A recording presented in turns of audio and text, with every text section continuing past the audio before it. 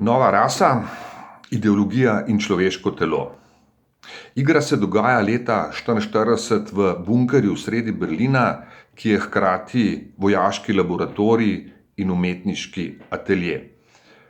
Ker nacisti izgubljajo na vseh frontah, Viktor Karlštajn za potrebe Wehrmachta konstruira dve monstruozni bitji, moškega in žensko, ki bosta hkrati orožje in Viktorjevo umetniško delo.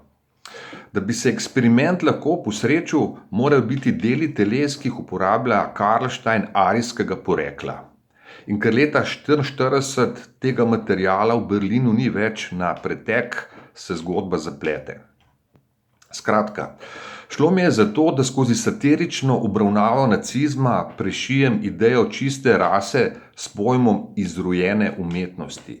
Gre za razvpito nacistično psovko, ki je služila kot naslov sramotilne razstave modernistične umetnosti iz leta 1937. Igra uporablja zgodovinske reference, ker sem se želel pri obravnavi problema vrniti k njegovemu izvoru. Verjamem, da bo s tem ključna poanta, ki seveda cilja natančno nazaj v sodobnost, bolj jasna. Prav zaradi te ideje tudi jezik predstave ne bo tradicionalni realizem, ampak so zame bolj referenčni avtorji, ki so se nacizma že lotevali skozi podobno prizmo črne satirične komedije, recimo ustvarjalci kot so Lubitsch, Chaplin, Tarantino in še kdo.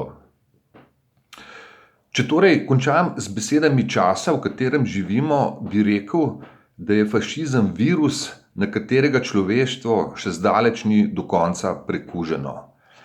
In če bo po ogledu naše predstave gledalec nekoliko bolj imun, bo pomemben cilj našega dela že dosežen.